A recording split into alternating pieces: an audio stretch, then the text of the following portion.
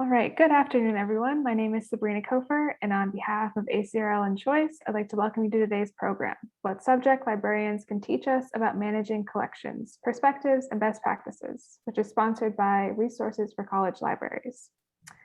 Today's discussion is one in a series of sponsored webinars from Choice and ACRL that addresses new ideas and developments of interest to the academic library community. Before we get started, I'd like to point out a few features of the webinar software. All of the attendees who join the presentation are automatically muted and your cameras are off, so don't worry about generating noise or feedback. We've got that taken care of. In the main area of the screen, you can follow along with the brief presentation materials today. We're using the Q&A feature today. Please use it to ask questions of our presenters. The audience for this presentation is large and we expect many questions, so we likely won't have time to get to all of them. So we apologize in advance for that, but that being said, we'll answer as many questions we have time for, so please do type your questions into the Q&A, and our speakers will answer them at the end of the presentation. You can also use the upvote feature to highlight questions that you like. Also note that there is closed captioning available for today's session. To toggle the automated captions on or off, please use the CC button on the bottom right corner of your screen. Also note that we're recording today's program and everyone who registered should receive a follow-up email with a link to the archived version. And with that, we're ready to get started. So I'll pass things over to Anne. Hello, everyone. Thank you for joining us for the discussion, What Subject Librarians Can Teach Us About Managing Collections, Perspectives, and Best Practices. My name is Anne Doherty, and I'm the project editor for Resources for College Libraries, and will be moderating today's panel. Our sponsor is Resources for College Libraries, RCL, a database that covers the 2- and 4-year college curriculum, providing a curated list of over 90,000 core titles across 125 subject disciplines. Co-published by ACRL's Choice and ProQuest, RCL is regularly updated by practicing subject specialists, complementary to the Bowker Book Analysis System, and peer-reviewed by academic librarians and faculty. You can learn more about Resources for College Libraries and sign up for a 30-day trial at rclinfo.net.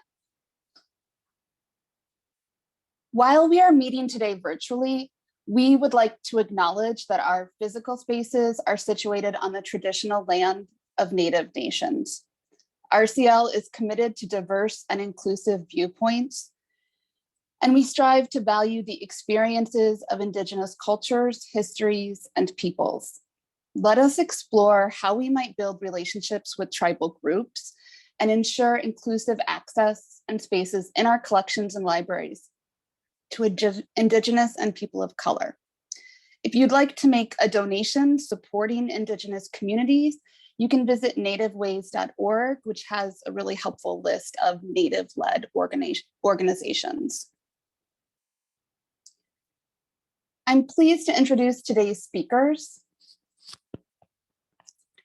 Kaylee Bohemier is the Science Research Supports Librarian for Astronomy, Earth and Planetary Sciences, Linguistics and Physics at Yale University's Mark Science and Social Science Library. She is responsible for selection for her subject areas, in addition to reference, instruction, and outreach work. Kaylee has been the RCL subject editor for astronomy since 2017 and is now also subject editor for physics. Roberto Delgadillo is the student services librarian with the Peter J. Shields Library at UC Davis, with responsibility for Chicano studies, English languages and literatures, Latin American studies, military science, Native American studies, philosophy, religious studies, and Spanish and Portuguese languages and literatures.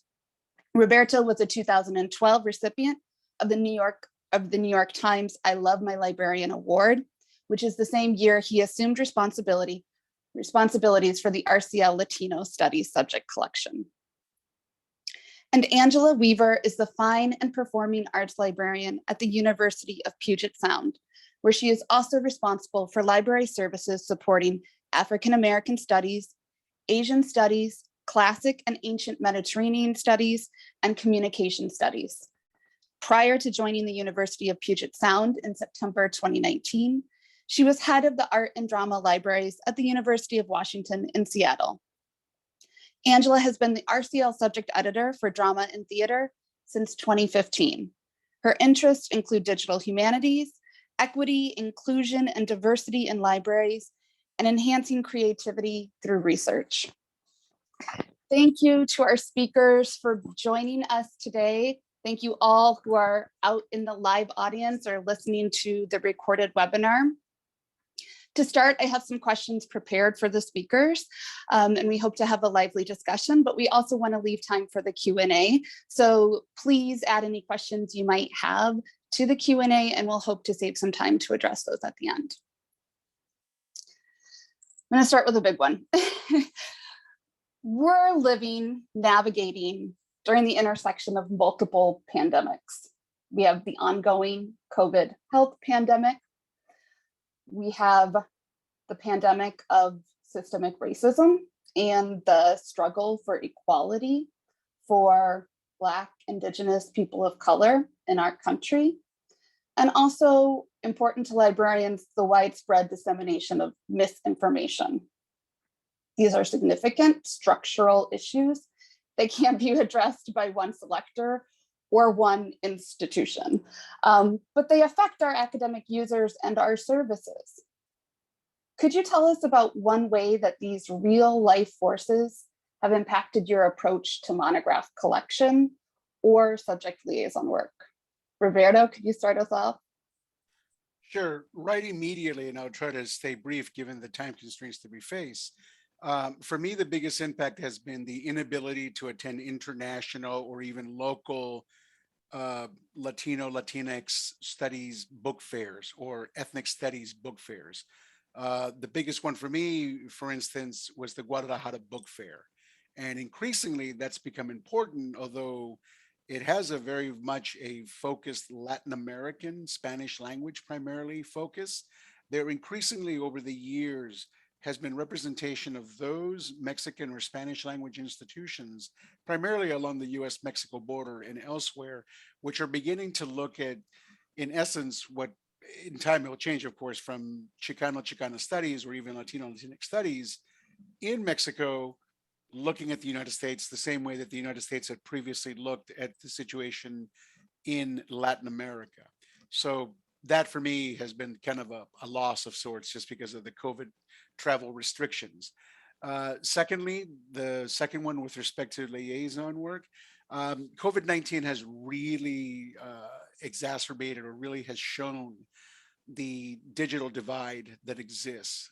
In my particular institution, a great majority of our students come from Central California, where internet connectivity issues prevent them from being able to say, oh, I'll just meet you and have a Zoom meeting, we're good to go. No, a lot of the students that I work with, especially in the areas that I represent, come from, in essence, marginalized communities where, again, they don't have the equipment, the time, the instance, and quite frankly, a lot of the students had to drop out to support their parents or were faced under restrictions. I hope that answers it. Yeah, no, absolutely. Well, two big things. So talking about missing the opportunity to have face-to-face connections within your kind of community of subject librarians, community of subject scholars, as well as being thrown into a kind of digital only access environment and being faced with trying to support that for students who have a variety of different resources of their own. Thank you for that. Kaylee, Angela, do either of you have a thought or something you want to share about how you have addressed any one of these kinds of recent systemic issues within your practical library work? Yeah, I would say one of the things, well, it's probably following up on Roberto's, one of the hurdles that we face is that there is, of course, an increased desire on the part of users for e-resources because they're uncertain about what's going to happen with COVID and how long we're going to be in person on campus, but our funding remains level. And we also are having to deal with decreased student enrollment, which affects, of course, the finances on campus. So that's a huge issue. And going forward, we're struggling with how to provide both access and traditional access. One of the other problems is something that Roberto mentioned, which is that there's an increased awareness of the inequity of resources. During COVID, we saw students in their homes, and we could tell that some students were working on family computers, or they didn't have the fastest internet connections, and they were not able to access and use resources and fully participate in classes the way some of the other students could. And now that we're in person, we sort of know this in a very visceral way. And so we're struggling with how do we provide access for the neediest students when we can't be all things to all people. And it also brings up the spotlight that was put on systemic racism outside, in the outside world, has sort of shown a light on the inequities inside of the institution. And so we're questioning, how do we fund programs? Who has access to what resources? How do we fund collections? And we depend on this sort of supposedly neutral funding formulas, but they're not really neutral. And so they hamstring, smaller departments. They replicate existing inequities. And so we have to, I think, abandon this sort of idea that we're taking a neutral position, and we have to become advocates for disadvantaged programs and students. Thank you. Thank you, Angela. Kaylee, do you have anything you want to add to Angela Roberto's comments on this one? Yeah, I think that the ebook issue is very, very, very tricky. And so last year, after a lot of the things happening in the news with racist events, a lot of departments in the sciences wanted to start up reading clubs so that they could get up to speed on a lot of the context that they needed to build good diversity, equity, and inclusion programs. But one of the challenges is that, especially for scientists, many of the books that are published are from popular imprints, which means that when you're trying to buy an ebook, especially during the pandemic, when access to physical resources it sometimes is very limited. We had a mail to address program, but it's still a little bit more limited than what you could get if you were physically there on campus. But a lot of the access restrictions for these ebooks was all just like one user at a time. When somebody has this checked out, nobody else can get it. Even if people had been on campus, you're really left with this the situation where, because it's a university and because the checkout periods are so long, if somebody hears about a book in some kind of event and says, oh, I want to read this, let me check it out, but it turns into one of those things where the book just sits on their desk for a while and they don't actually get to read it, there are many other people who would want to. And so it's that challenge of trying to make sure that with these very, very popular books, everyone who wants to learn from these books has access to them. And so that's a huge challenge. I also want to talk a bit about the misinformation piece, because as a science liaison, I see that impacts people in my departments a lot. I would say that, especially with astronomy, misinformation and stuff has always been there. Astronomy is a favorite discipline for conspiracy theorists. And so back to the early internet days, you'd see these conspiracy theory websites where because people don't understand the data processing system of NASA, in a lot of the early images that are produced for any kind of mission, let's say that's looking at the sun, there are often grains because there are cells in the processing stuff and in the instruments themselves that are overactive, and these have to be edited out at a later stage. But one example of conspiracy theory is that there are people who believe that those are all giant spaceships surrounding the sun and that NASA is censoring them. And so you start out with this environment, and then with the internet, and especially with, I think, the isolation that people have been in over the past few years, it's just sort of getting worse, where there's this lack of trust in institutions, and a lot of things that used to be very fringe ideas, people are starting to take very seriously. And it's very troubling to see, but it's also something that I don't really know that there's an easy fix for it. But trying to think about ways to just support scientists who are trying to reach people with good information about real science and real things that are happening, I think is very important. Thank you. I mean, I said we would start with a big one, and I think I appreciate you all diving in, because the issues of access and the digital divide and issues of facing and educating in a world kind of awash with misinformation are ones that I think are the reality facing librarians, no matter what their role may be in the library. To kind of segue off of that, of something, especially Angela, that you were talking about in your response and trying to deal with some of the inequities that we're seeing perhaps in a different perspective now on campus because of what's happening off campus and what maybe is happening in the lives of our students and faculty that we're finally having maybe some hard conversations about. I know that I was recently attending another ACRL webinar, and the attendees were mentioning that they feel restricted sometimes. They want to diversify their collections, right? They want to kind of take this EDI work that they're doing in services and programs and collections and build a different kind of collection, a collection that has different voices, and are complaining about feeling stymied from either working with particular vendors or maybe having an approval plan. What advice do you have for selectors who want to create a more inclusive, diverse collection? Maybe they want to expand beyond the quote unquote traditional publishers, creators, or canon. Angela, can you kind of tell us what thoughts or ideas you might have? Sure. One thing to do, I think, is to educate the smaller publishers about how librarians collect. How the majority of academic librarians get access to materials, encourage them to work with vendors if at all possible.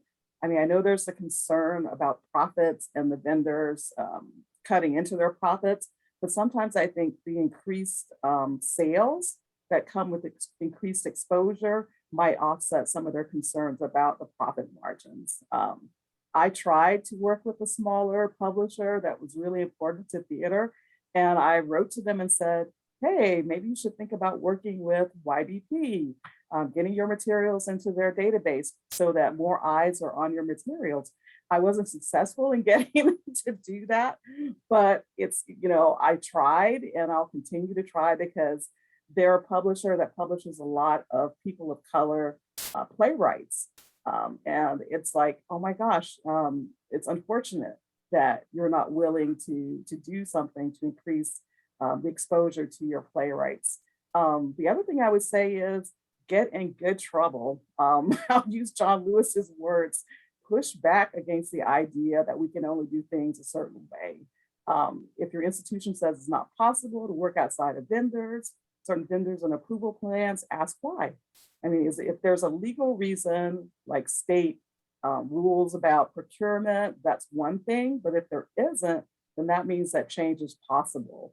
And I would say, gather your allies, gather other librarians who are in the same boat, go to your faculty, look at what they're collecting, the people that they're reading, the publishers they're working with, and sort of gather your allies and say, hey, if we're not meeting the needs of our users, then money is potentially being wasted. And there could be a smarter way to spend our funds. One of the other issues is that if the curriculum at the time is not very diverse, it's harder to diversify because you're not supporting the curriculum as is. And so it's having to find that balance between supporting the curriculum as is and what I call aspirational collecting, which is, looking to the future, looking to possibilities, trying to meet the needs of your departments right now, but also kind of nudging them towards a different direction. And part of that is not just collecting the materials, but really promoting them beyond like a new book list, but really showing them how important these new materials are in their classrooms. So showing them the value of the materials. So when I was at UW, I had a blog that looked at new plays. And I knew this was a huge assignment every year. And we have students from all kinds of backgrounds. And I would purchase new plays, and it was a play advisory. And so I would, pull out the monologues that I knew they needed for their assignments, pull out the scenes, and say, hey, here's a great new play that no one's done here. Here's a new playwright. I would promote it to the new graduate instructors, promote it to the students, to get the eyes on those materials, so they just weren't sitting on the shelf. So I think we sort of have to do more promoting, as well as collecting. And I'll stop there and let someone else talk. Thank you. Thank you. Well, that was a really rich response, but I'm sure that Kaylee and Roberto have other thoughts as well about, because diversifying the collection looks different in different disciplines. I'm sure, Kaylee, that you spoke to it a little bit in the first question about the sciences, what diversifying the collection may skew a little bit more towards popular literature. So do you want to speak a little bit more about that, or about diversifying the collection as it? Yeah. And so I talked a little bit about popular literature, but there's also the history of science aspect, where a lot of collections that are currently in university libraries that are marketed to like astronomy majors or geology or geosciences or physics or whichever discipline, those are all speaking from a specific type of narrative, from a specific type of cultural history. And in many cases, these items are still in the collection, but they're just in a different part of the library because they're in the history area and all of that. And so it's a lot about encouraging people to make use of what's already there, but then also identifying some types of gaps. And so for instance, I made an astronomy guide over the summer called Sky, Cosmos, and Culture, where one of the things I really wanted to do was to say, like, the premise of this guide is that astronomy belongs to everybody.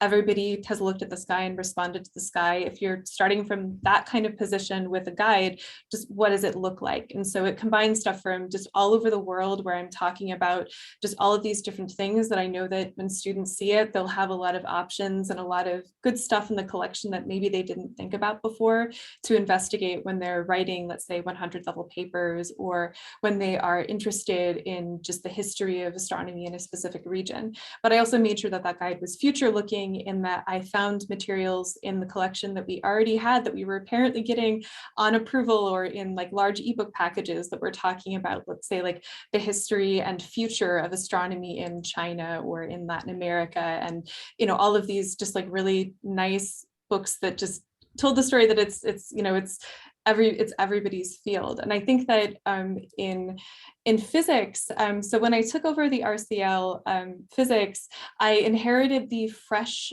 peer reviews of the physics collection. And so I was reading them as the person who had not done any of the selection for that core collection. And one of the things that stood out to me was the person said, hey, like, there's this physics of baseball book. Why is this here? Why are you not including any other type of cultural things? Like, people who are not necessarily going to see themselves in baseball. And so what I did with that feedback was I said, okay, so people are probably not necessarily going to see themselves in baseball. I don't know anything about baseball, for example. And so I found some other titles like that were about like the physics of jazz and of dance, and just a lot of these sort of STEAM topics where it links it to some other type of field, just to get people interested and excited in these crossover areas.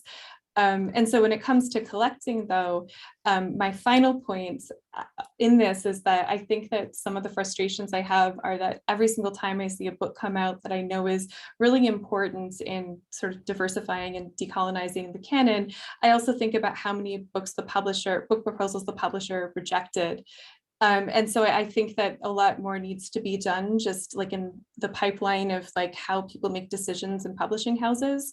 And I just think about a lot of the decisions that they make and the stuff that they choose. And I think that they need to be making a little bit more effort. And I think that we have an opportunity to push them and say, hey, we really want to buy this, just to speak, Angela, to your point about markets, of, just reiterating that this is content that we want to add to our collections.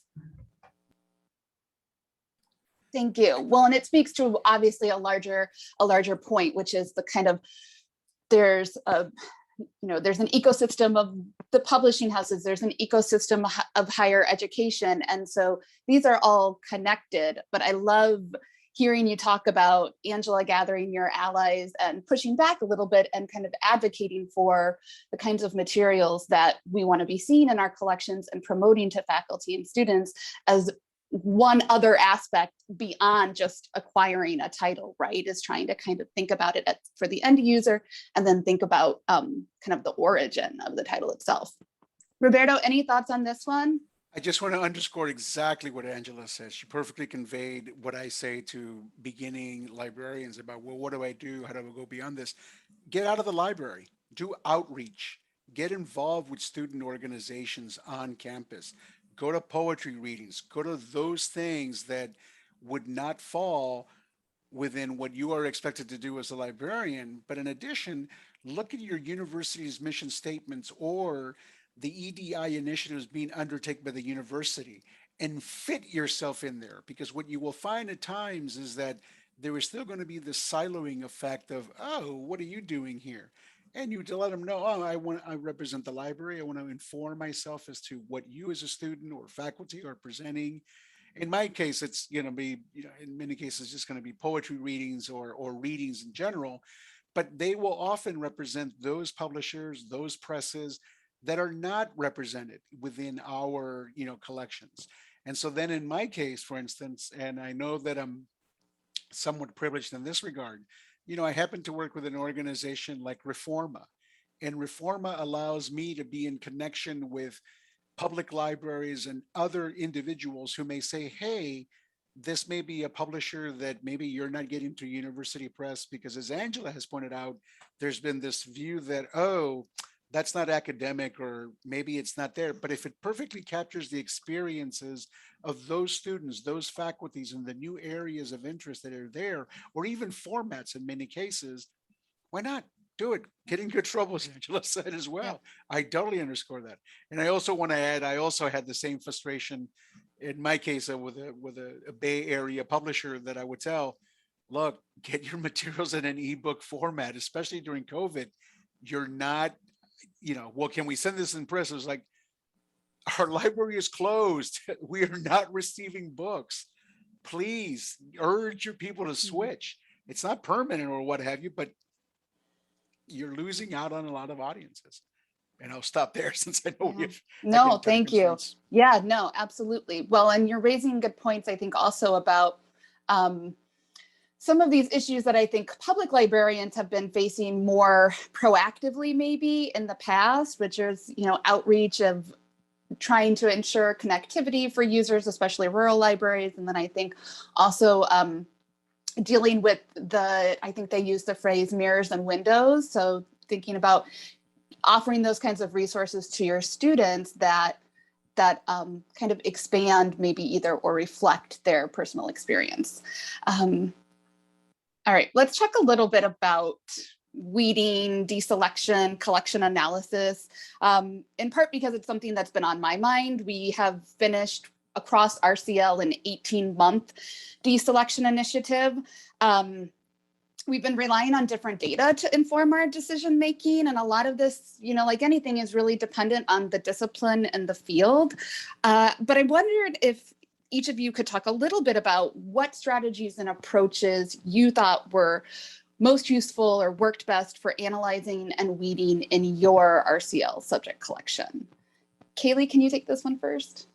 Yes, so the first thing I want to do is broaden out a little bit from RCL and just talk about something that I've done just in my normal liaison collection development work. And I had written in notes to start off with this point, but I also see that Veronica Talley has something about collections best practices. So this might actually partially address that question as well. So when I started in my position in 2012, I was a brand new librarian, and I was immediately tasked, or not immediately, but very quickly tasked with doing an evaluation of our Earth and Planetary Sciences collection, so that if the department decided to close its departmental library, which we ran, we would not be caught off guard when we had to integrate it in with our collections. And we were not planning for them to ask us to close this library, but we knew that this had happened with a lot of other libraries, and it's always a unique challenge logistically when something like that happens, and you want to just have a plan in the back drawer so that you can execute it if the need arises. And so with that, what I did was I used what I knew about the department from going to colloquia, from talking with students and faculty about their research, from seeing like where people were publishing, what their research groups were investigating and all of that, to get a pretty good idea of just sort of what everyone was doing and what needed to happen with that. And the other piece of that was I did pull down collection data. So I did know which things were high use, which things were less high use. I knew which things were newer, which things were less new. And with those two types of just sort of qualitative and quantitative data, I was able to develop just sort of like what the core collection for the department would be if we did have to move, and it included evaluating maps to find the core on-site maps, which was another process in and of itself. And I ended up going with mostly regional maps because I figured that if people wanted to do field work and be regional, it was great to have those on site so they wouldn't have to be paged from the shelving facility. But also if there were, let's say like country level maps with geologic data, but the country's web infrastructure didn't seem like that stable or seemed to have a lot of changes to it, to make sure that stuff was on site, because I also wanted people to be able to access that very readily. And so I had a little bit of experience doing that kind of stuff when I did the RCL reading for the astronomy collection. And so when I came to it, I was like, okay, so what do I know about how people use materials in astronomy, and what does the data actually say? And so I looked at what I usually discuss with undergraduates and reference questions and the types of things that people assign in syllabi. And then the other piece of it was just, I took the Excel spreadsheet, sorted it by dates, and I looked at everything that was published before the year 2000. And I said, okay, is this necessary or is this not necessary? And in the sciences, you might assume that I said, oh, everything before 2000 is, we're going to just throw that out. But it's actually not that simple, because in the sciences, there are usually classic works that are extremely important that come from earlier time periods. So for example, in physics, Einstein, this was about a century ago, and not very many people think about it like that, but a lot of foundational work is very, very, very old. And there are also like Nobel laureates who have very, very important works. There are lecture series that were published from famous scientists that, you know, everybody reads because they're told to read them, and all of that. And so thinking about it from that perspective, I was able to just sort of mix and match two approaches to identify those older materials that had been superseded, the ones that hadn't been superseded, but I might look at in the future again every few years to see if they still belonged there. And then the stuff that I knew that was just for now, until, you know, like some major developments happen in like probably quantum gravity or something, that are still pretty state of the art despite how old they are. Thank you. Yeah, it's totally, I think publication date can be so tricky to use as a measurement, regardless of what the discipline is. And I was talking with one of the other subject editors, Kim Clark. She is responsible for gender studies. And she said, you know, every title feels like my friend, which I think is kind of, when we work on a bibliography like this, when we're talking about the RCL aspect of it, where you're really kind of hand picking every title that goes into the collection.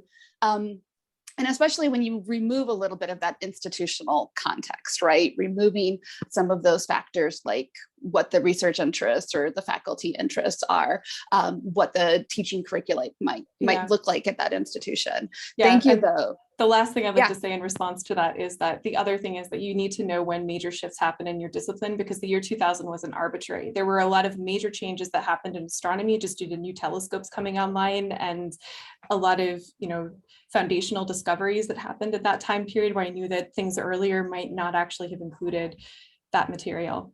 Yeah. Thank you. Thank you. Angela, Roberto, do you want to add anything about weeding, deselection, specific to your subject collections, your subject areas? Well, I relied on the peer reviews that were done on drama. Since I've been doing it for so long, I think I've been through 2 peer reviews for that section. So I knew some of the concerns that people had about sort of an over-representation of Shakespeare and other European dead white guys, and wanting to have more diverse voices in that section.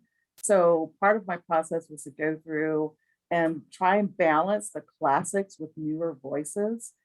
Sometimes there were people who, scholars who wrote books, and they wrote successive books, and each of the books were in RCL.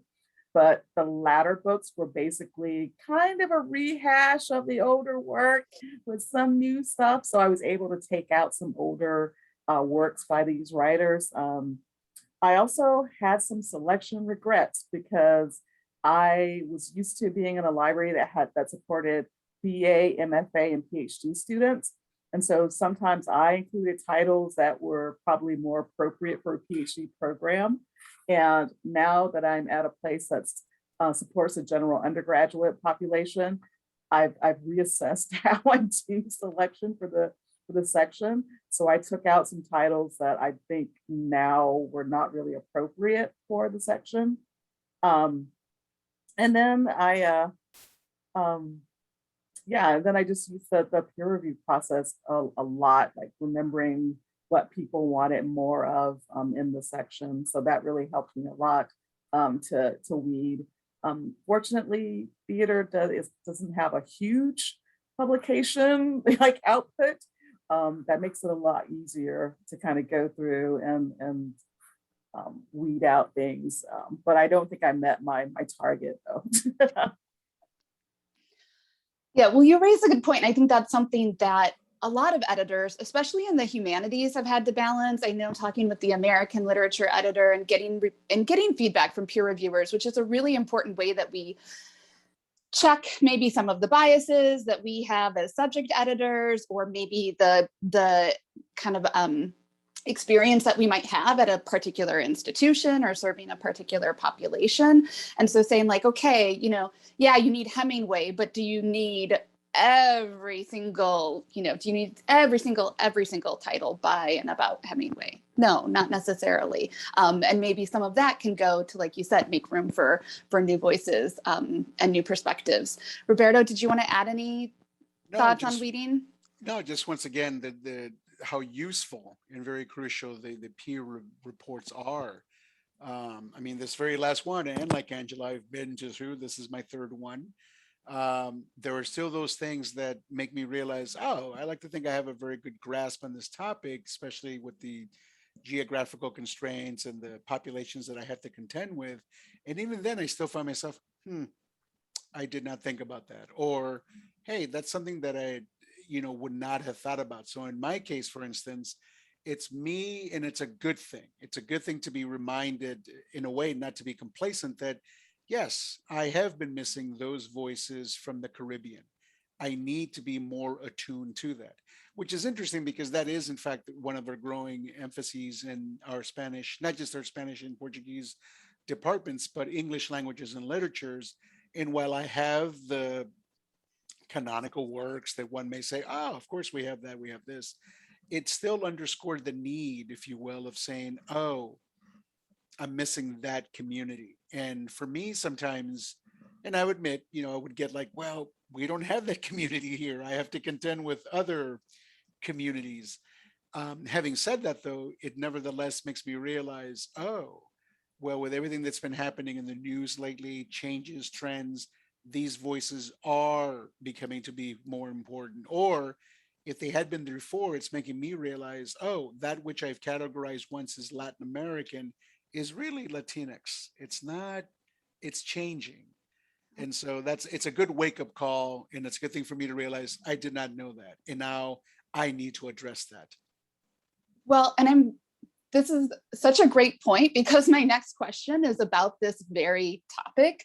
And it's interesting because the peer review, I feel like it comes, so RCL subjects they undergo peer review. They're peer reviewed by other practicing academic librarians and faculty members. And I feel like I can see waves of what's going on, what's the hot topic or the current conversation within the scholarly community. Sometimes we'll get a lot of feedback on looking more at environmental studies. And in the most recent round of peer reviews, it feels like the emphasis on interdisciplinary studies, on intersectional studies. So, okay, within the gender studies category, making sure that we're looking at the role of gender on Jewish Americans, or looking at the role of gender on Black Americans, GLBT on studies, and looking at the intersection of things. And like you said, Roberto, it is increasingly, I think, the new normal for how both faculty are looking at research, as well as undergraduate students, what their interests are and how they approach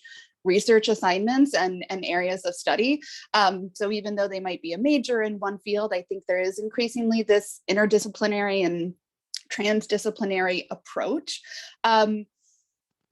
What trends, you started to speak to them a little bit with kind of branching out within English to even Caribbean studies, or kind of expanding the scope there, but what other trends or maybe even challenges do you see in supporting this on your campus, either through collection services or in outreach? So how do you support this rise in interdisciplinary studies? You can answer it, Roberto. Someone else can take it. I think you started to speak to it. Sure. I think for me, and this is to switch gears a little bit, one of the things that we have at UC Davis, and I suspect this may be akin at other institutions, is that we have, and I think I mentioned this in previous discussions with you, we have research clusters. And one of mine that's a great interest is disability studies and gaming. And a lot of those are comprised of different faculty and different departments, with the common theme of looking at the various aspects, and in my case, disability studies and gaming. And what I still find is that, in the context of doing outreach, you go to these communities when they have their meetings, or they're, hey, welcome, it's a meeting open to all, the librarian shows up. And it still amazes me that they're like, well, what are you doing here exactly? Not that, oh, we're surprised to see you here. I thought you guys only dealt with books. And, when you tell them, they're like, no, we're thinking about maybe having what we are increasingly beginning to call spaces of affinity for services or needs that serve the disability studies community or the gaming community, even in our library, that they begin to see, oh, you do things other than books. And it's just that simple presence alone, and then partnering with them and asking, well, how can we do this? It's then that they see, oh, I never thought about connecting with you. And I now see that, in fact, the library, and I think this is related to one of the questions I saw in the Q&A about us possibly working together and creating OER resources that I can then share with my students. It's just that in many cases, it's just that simple presence of introducing yourself and letting them know that, hey, the library is here to help you spread the word or represent those of your research interests. And we are very much interested in wanting to partner up with you as to what you have to offer. And in my specific case, I think the challenges, which is a good thing and it's a bad thing, Davis, among the UCs is that, we like to brag. We have the #1 agricultural program in the world, not the United States, the world. Unfortunately, that's what everyone thinks about. Like, oh, your special collections, nice catalog of, cows or tractors or what have you. And we are moving beyond that to expand our, social sciences, our humanities. So that still kind of remains as a bit of a challenge, because that's what most people assume. And they think, oh, that's what you have in your collections. And so letting others know that, don't silo yourself, which unfortunately, despite, as I suspect a lot of you already know, endless Zoom meetings or in-person meetings about the need to break silos, they still nevertheless occur. But I think it's all the more important now, whenever, to break through and do that necessary outreach, because they will not come to you. They just don't assume it. They think of librarians or the services they offer in a very specific way. They don't think about like, oh, well, we have these things that we've been working really hard to create for you and your students, and we are in support of that. So I think just that very presence, and I, don't mean to be flippant about it by giving that quick answer, but sometimes it just begins with just that introduction and letting them know this is what we have to offer and how can we work together towards this common goal. Well, right. And it sounds like that meets both a question that we saw in the Q&A of a best practice for new subject librarians. So kind of putting yourself out there, introducing yourself and your services, and kind of helping to define what your services can be when someone may have a preconceived notion about what the library does, what the librarian does, as well as something Angela was saying earlier about thinking not just about supporting the curriculum where it is now, but supporting the curriculum with where it may be going, or some of those new and emerging areas of interest. I know another subject editor loves talking to the graduate students because that's where he sees, you know, the next frontier of scholarship, of research in the discipline, and gets a lot of energy and a lot of a lot of knowledge about the discipline and where it might be headed based on what graduate students are researching, what kinds of scholarly questions they're asking. Kaylee or Angela, do either of you wanna share a little response about how you address interdisciplinary studies or research on your campus? Well, I can discuss a difficulty that I have in supporting interdisciplinary research is working with approval plans and vendors that are not set up to support interdisciplinary research. And so I support African American studies, which I recently had a class and I asked the faculty member, what isn't African American studies? And then she laughed and said, you know, what isn't political science? And I thought, exactly, you know, it touches so many different areas, and yet our approval plans are very structured around LC. And so having to work with that and having to create slip plans to compensate for what the approval plan doesn't provide is a difficulty. And then, you know, as librarians, we're used to doing our subject selection solo. And having to support interdisciplinary research means working with other librarians and collecting. And so sometimes that's an issue. Sort of how do you build those relationships? How do you work together to support areas that are not completely anyone's area, that may be everybody's area? I haven't quite figured that out yet, but we're working on it. But those are two difficulties that I've had supporting interdisciplinary research. Thank you. Definitely, I think that the LC issue and the issue of, finding, like Roberto was saying, finding ways to move out of our silos, whether they're within academic departments or whether within the library organization, and our fiscal plans can be a valid challenge. Kaylee, do you have any thoughts you want to add?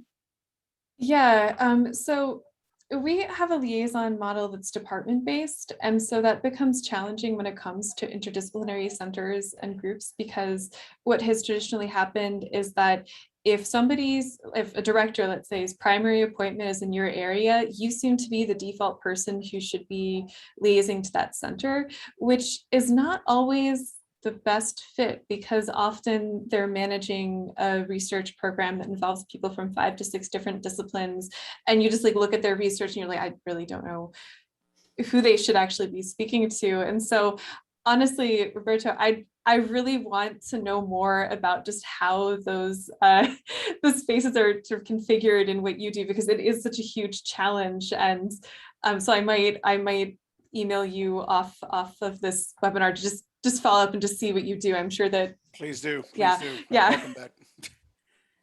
And that applies to everyone, by the way, who's attending or otherwise. Please feel free to contact me with any questions you have.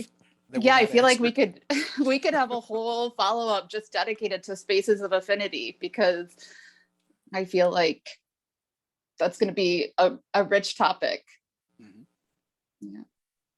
Okay, well, thank you. Well, I'm looking at the time here, and I have one more question, but I'll maybe pause that. And although I think it's a really interesting and meaty one, but I do want to get to some of the questions from our audience here today. Give me just a minute to kind of negotiate.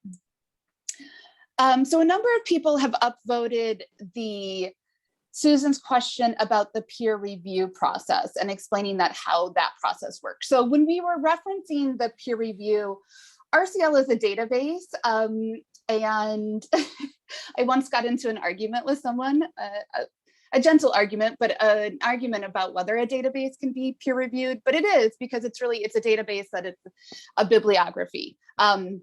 So when we talk about peer review, we are referring to the regular peer review process by which external librarians and faculty members evaluate the work that Roberto and Angela and Kaylee do developing the RCL subject collection. So these are subject collections which contain monograph titles that they think are the most critical and essential for undergraduate collections to hold. And peer reviewers tell us how good of a job we're doing about that, and what titles we should add and what titles we've missed, where the curriculum might be going, and where we might need to be looking next when we're making selections and decisions about how to build and grow the collections. Let's see here. So I think we spoke to Veronica's question a little bit. Veronica was asking about general best practices to a new subject librarian. I know that there were some recommendations to, get out there, introduce yourself. Do you have like a quick soundbite of like your number one best practice for someone who is a new subject librarian or newly assigned to a discipline? Well, before that, and I think I've mentioned it before, familiarize yourself with not only the library's mission statement, but that of the universities, especially in light of EDI initiatives that are being undertaken. Examine whenever possible the mission statements or initiatives undertaken by those units that serve student needs and or faculty needs as well too. One of the things that we have in Davis, which I hope is happening elsewhere, is the increasing recruitment of what are known as first generation scholars, and having these faculty members kind of connect with undergraduates and being able to tell them, look, I kind of know where you're coming from. And yet having said that, always being aware, because sometimes this does touch upon uncomfortable spaces for those involved, that when we were undertaking our project, we certainly had these first generations, scholars and such that were there as role models for undergraduates. But quite frankly, they were not people of color. The overwhelming majority were white. And so when they asked, well, why is this? I mean, they since have they refined it when they started hearing these reviews and, well, quite frankly, critiques. So there is always that need of making sure that when you do this sort of thing, that you involve students of color and that you involve faculties of color and ask and advocate for those. And not necessarily that you as the librarian are going to get involved with that, but these are those things that go into the making of these university-wide or library-wide initiatives. So just being familiar with those and then figuring out how can I position myself as a representative of the library to make sure that we're in on what's going on, if you will. Again, Angela perfectly says when she quotes John Lewis about getting in good trouble. What's going to happen? I mean, unless there's something that you're going to be prevented, why not? It's worth the good fight. It's worth the good fight. Thank you. Angela or Kaylee, do you have other response or thoughts about this kind of one maybe major takeaway or recommendation for someone who is a new subject librarian on where to start with collection services or liaison services? I just want to put in a plug for professional associations, especially the one that has your specific discipline in it, if it's in ALA and ACRL, or if it's in SLA, or if it's in another organization, because there are a bunch of small organizations like Earth Sciences and everything. Those are the people who've been doing this work for a while, and many of these small associations and large associations have mentorship programs. And it's a great opportunity for you to network with other people and to get advice that is related to like your disciplinary area. I would Yes. add. Yeah, go ahead, Angela. When I took over the art library, one of the things that I did was actually familiarize myself with the literature of the field. Even though I knew a lot about art, I started reading the art professional journals that researchers and scholars and faculty are reading. So I knew what were some of the issues in the field. I knew who were the big artists, who was having exhibitions, what was being published. Here are the new books coming out. Here's what they say about them. And that was really useful for me to really get an in-depth look at the field of art and art history. Was just trying to keep up with the publications, the periodical publications. And then, sort of talking to students, graduate students and undergraduates about what they were interested in and trying to collect more of the things that I was seeing them being interested in. And I had a student come up to me and say, who's buying the books now? And I said, why? And he said, well, there's like really great like contemporary art books now. And that was something that hadn't, been a big thing in the past. And so they noticed, they notice when things change and when it's something that they are find to be favorable or helpful to them. So getting feedback from the department really helped. Thank you. I hope that answers your question, Veronica. Let's see, I think we just have a few minutes left here. We have another question. I don't know, there's a question about OERs, and I'm not sure actually whether any of you deal with OERs, whether you want to take that up. Adrian is asking, are you seeing faculty or others write OERs, open educational resources, and releasing those to students electronically instead of relying on vendor access limitations like Kaylee was talking about earlier, where one person can use a digital book at a time? Does anyone want to, have a thought about OERs that you want to throw in here? Well, yeah. When I was at UW, they started a Pressbooks initiative to encourage faculty members to publish OERs. And so they have a small collection of OERs. I actually wrote an OER book around a play.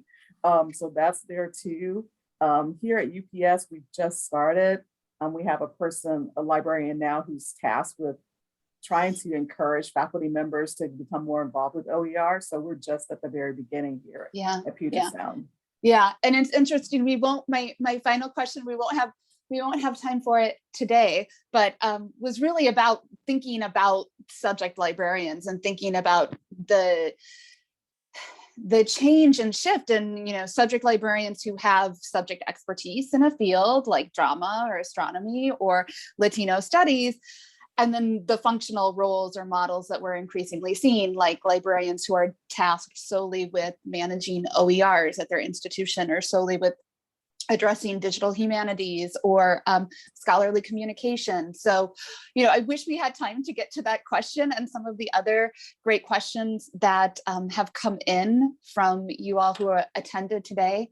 But we're running up against the hour mark. So I'm afraid we'll have to kind of pause those and put a bookmark in.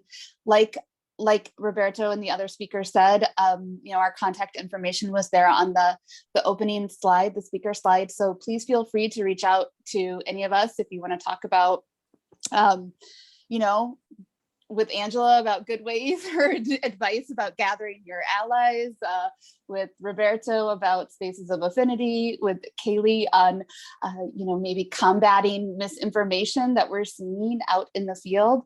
I want to thank the three of you for participating today. I've really enjoyed this conversation and your thoughtful advice and perspectives and sharing them with us all. Thank you all for joining us. And if you're interested in learning more about resources for college libraries, which is the curated and peer-reviewed list of essential titles for undergraduate libraries, you can learn more at rclinfo.net. Great, thank you so much, Anne. I'll just echo what you said. Thank you so much to the panelists and Anne for moderating. Really great presentation and a lot of useful information. I'd just like to remind our viewers that we did record today's program, so be on the lookout for a follow-up email from Choice and ACRL with a link to the recording. Also, if you have a few minutes after the presentation to fill out a brief survey, we would really appreciate it. Your responses help us improve our presentations. So thanks again to everyone who joined us today. I hope you learned a little bit from the session, and we hope to see you again on a future webinar.